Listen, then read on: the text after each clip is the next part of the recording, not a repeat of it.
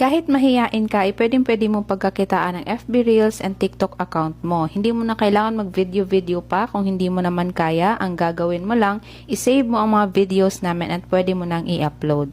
At ang pinakamababa na pwede mong kitain sa company namin ay 20 to 50,000 a month, depende sa effort, oras at diskarte na ilalaan mo dito.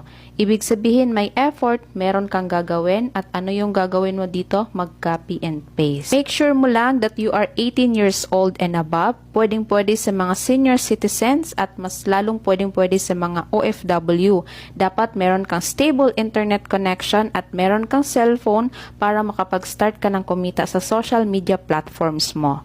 Ang gagawin mo lang, mag-comment ka ng how sa baba ng video na to or pwede ka rin mag-direct message sa aking FB page, Renmia Buscato, para maturuan kita paano ba kumita gamit ang TikTok account at FB Reels mo